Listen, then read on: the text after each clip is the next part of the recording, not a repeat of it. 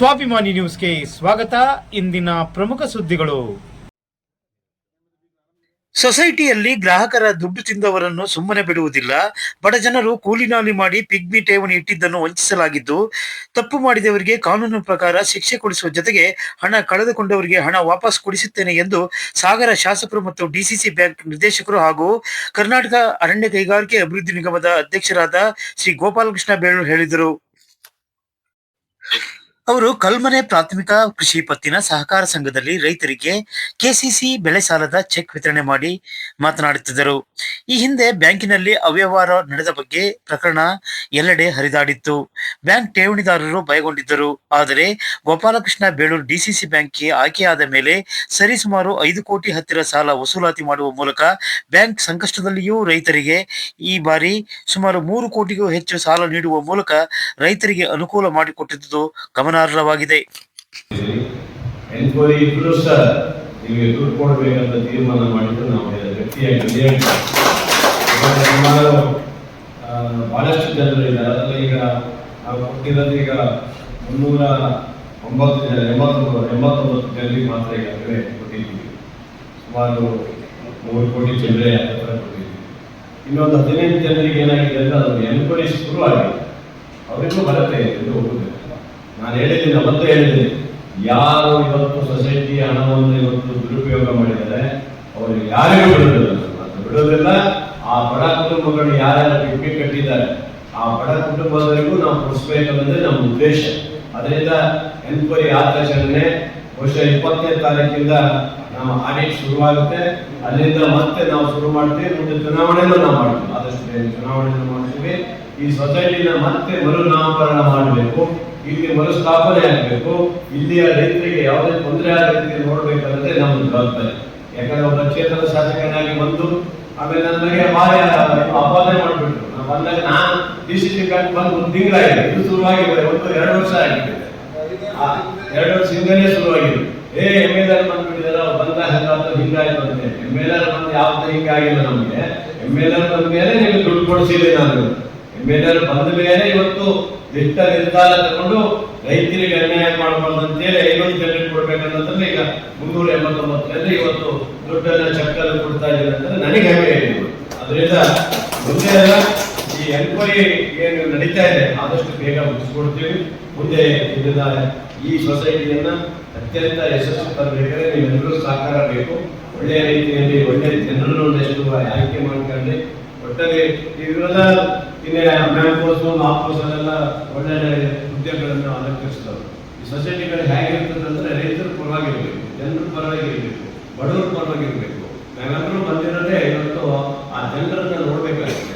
ನಾನು ಇವತ್ತು ಡಿಸಿಸಿ ಬ್ಯಾಂಕಿಗೆ ಬಂದಿದ್ದೇನೆಂದ್ರೆ ನನಗೇನು ಬೇರೆ ಉದ್ದೇಶ ಇರಲಿಲ್ಲ. ನನಗೆ ಡಿಸಿಸಿ ಬ್ಯಾಂಕಿಗೆ ಬಂದಿದ್ದರಿಂದ ನನಗೇನಂದ್ರೆ ನಾನೊಬ್ಬ ಸಾಮಾನ್ಯ ಬಡವನ ಜನರಿಗೆ ರೈತರ ಸಂಪರ್ಕ ಸಿಗಬೇಕು, ರೈತರ ಜೊತೆಗಿರಬೇಕು ಅನ್ನೋ ಉದ್ದೇಶದಿಂದ ನಾನು ಡಿಸಿಸಿ ಬ್ಯಾಂಕಿಗೆ ಬಂದಿರುತ್ತೆ. ನನಗೆ ಬೇರೆ ಉದ್ದೇಶ ಇಲ್ಲ. ನನಗೆ ಜನರಿಗೆ ಸೇವೆ ಮಾಡಿದ್ರೆ ಸಾಕಾಗ್ತಾ ಇಲ್ಲ. ಅದರಲ್ಲಿ ಇದು ಬೇರೆ ಮಾಡಬೇಕಾಗಿದೆ.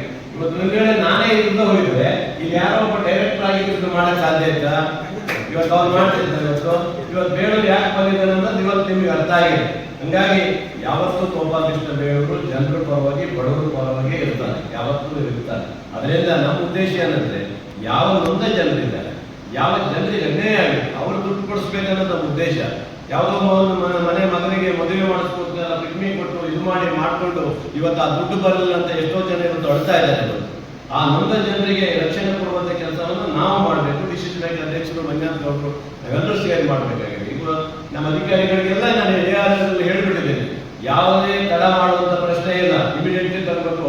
ನಮ್ಮ DRO ಹೇಳಿದರೆ ಎಲ್ಲರಿಗೂ ತಕ್ಷಣ ನನಗೆ ಆದೇಶ ಬರಬೇಕು, ತಕ್ಷಣ ಅವರಿಗೆ ದುಡ್ಡು ಕೊಡಬೇಕಂತ ಚೆಕ್ ಕೊಡಬೇಕು, ವಿಧಾನ ಮಾಡಬೇಕನ್ನೋ ಉದ್ದೇಶದಿಂದಲೇ ಇವತ್ತು ಆದಷ್ಟು ನಾನು ಒಂದ್ಸರಿ ಬರ್ತೇನೆ, 1-4-5 ಜನ ಚೆಕ್ ಕೊಡೋಂತ ಮಾಡೋಣ, ಜನರಿಗೆ ಒಂದು ಸಂದೇಶ ಹೋಗ್ಲಿ ಅನ್ನೋದಕ್ಕೆ ಬಂದಿದ್ದೀನಿ ಅಷ್ಟೇ. ಈಗೇನು ಸಭೆ ಮಾಡ್ಬೇಕಂತ ಏನಿಲ್ಲ.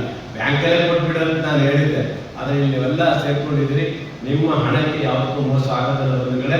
ರೈತರ ಹಣ ರೈತರಿಗೆ ಸಿಗಲೇಬೇಕು. ಇವತ್ತು ನಾನು ಅಧ್ಯಕ್ಷ, ಇವತ್ತು ಡಿಸಿಸಿ ಬ್ಯಾಂಕ್ ನಿರ್ದೇಶಕರಾಗಿದ್ದೇನೆ. ಅಧ್ಯಕ್ಷರು ಮಂಜಾತ್ ಗೌಡರು ಇದ್ದಾರೆ. ಅವರು ರೈತರ ಪರವಾಗಿ ಜನರ ಪರವಾಗಿದ್ದಾರೆ. ನಾವೆಲ್ಲ ಡೈರೆಕ್ಟರ್ ಸಹ ನಿಮ್ಮ ಪರವಾಗಿ ಕೆಲಸ ಮಾಡ್ತೀವಿ. ಯಾವ ಜನರಿಗೆ ಎಷ್ಟೆಷ್ಟು ಕೊಡಬೇಕು ಅನ್ನೋದು ಆಡಿಟ್ ಆಗಿದೆ. ಆ ನಂತರದ ಬೇರೆ ನಿಮ್ಗೆ ಗೊತ್ತಿದೆ, ಈ ಬ್ಯಾಂಕಿನ ವ್ಯವಹಾರ ನಿಮ್ಗೆ ಗೊತ್ತಿದೆ, ಸೊಸೈಟಿ ವ್ಯವಹಾರ ನಿಮ್ಗೆ ಎಲ್ಲರಿಗೂ ಗೊತ್ತಿದೆ, ಅವರು ಇಲ್ಲೇ ಇದ್ದಾರೆ, ಅವ್ರಿಗೆಲ್ಲರಿಗೂ ತಿಳಿಸ್ಬಿಟ್ಟಿದ್ದೀವಿ. ಈಗ ಸಂತೋಷ್ ಮತ್ತು ನಮ್ಮ ಮಹೇಂದ್ರ ಮತ್ತು ಲೋಕೇಶ್ ಅವರೆಲ್ಲ ಒಳ್ಳೆ ಕೆಲಸ ಮಾಡಿದ್ದಾರೆ. ಅವರ ನೇತೃತ್ವದಲ್ಲಿ ನಿಮ್ಗೇನಾದ್ರು ಅರ್ಜೆಂಟಾಗಿ ದುಡ್ಡು ಬರಬೇಕಂದ್ರೆ ಅವರೆಲ್ಲ ಸಪೋರ್ಟ್ ಮಾಡಿದ್ದಾರೆ, ಎಲ್ಲರೂ ಸಪೋರ್ಟ್ ಮಾಡಿದ್ದಾರೆ. ಆದ್ದರಿಂದ ಜನರಿಗೆ ಸಿಗುವಂಥ ಇದನ್ನ ನಾವು ತಪ್ಪಿಸುವಂಥ ಪ್ರಶ್ನೆಯೇ ಇದೆ. ಹಾಗಾಗಿ ಯಾವುದಾದ್ರು ಸಣ್ಣ ಪುಟ್ಟ ವ್ಯತ್ಯಾಸ ಆದರೆ ನಾನು ಗಮನ ತಗೋಬರ್ರಿ. ಈಗ ಸದ್ಯಕ್ಕೆ 384 ಜನರು ಏನಿದ್ರೆ ನೀವು ತಗೊಳ್ಳಿ ಚೆಕ್. ಈಗ ಆಮೇಲೆ ನೋಡೋಣ, ಆಮೇಲೆ ಇನ್ನೂ ಬ್ಯಾಲೆನ್ಸ್ ಇರೋರು ಒಂದಿಷ್ಟು ಜನ ಇದ್ದಾರೆ, ಅವರನ್ನು ವಸೂಲಾತಿ ಮಾಡಿಬಿಟ್ಟು ಅದು ಮುಂದೆ ಏನು ಮಾಡಬೇಕು ಮಾಡೋಣ. ಒಟ್ಟಿನಲ್ಲಿ ನಿಮ್ಮ ರೈತರಿಗೆ ಯಾವುದೇ ತೊಂದರೆ ಆಗೋ ರೀತಿ ನೋಡುವ ಜವಾಬ್ದಾರಿ ನಾವು. ಅನೇಕ ಕಾರ್ಯಕ್ರಮಗಳಿರೋದ್ರಿಂದ ಈ ಏನು ಚೆಕ್ಕಿನ ವಿತರಣೆಯ ಹಿನ್ನೆಲೆಯಲ್ಲಿ ಒಂದೆರಡು ಮಾತನ್ನ ಹೇಳಬೇಕು ಅಂತ ನಾನು ಬಯಸ್ತೇನೆ. ಒಂದನೇದಾಗಿ ಇದೊಂದು ಹೊಸ ಶಾಸಕರಿಗೆ ಅನೇಕ ಒತ್ತಡ ಇರ್ತದೆ.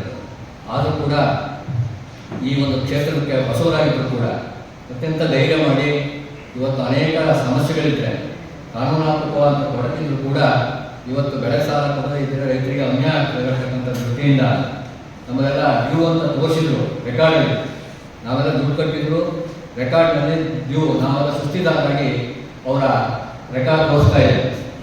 ಅದು ಯಾರೇ ಮಾಡಿದರೆ ಅವರಿಗೆ ಧೈರ್ಯ ಮಾಡಿ ಕೊಡೋದಕ್ಕೆ IBM ನಡೆರ್ತಕ್ಕಂಥ ಸಭೆಗೆ ಒಂದು ಆಶ್ವಾಸನೆ ಕೊಟ್ಟು ಮಾನ್ಯ ಗೋಪಾಲಕೃಷ್ಣರವರು ನಾವು ಒಂದು 20 ದಿನದೊಳಗೆ ನಿಮಗೆ ಈ ಹಣವನ್ನು ಕಳಿಸ್ಕೊಡ್ತೇವೆ ಅಂತೇಳಿ ಅನೇಕ ಕಾನೂನಾತ್ಮಕ ತೊಡಕು ಮತ್ತು ಬೇರೆ ಬೇರೆ ಒತ್ತಡದಿಂದ ಇವತ್ತು ತಡ ಆಗಿದೆ.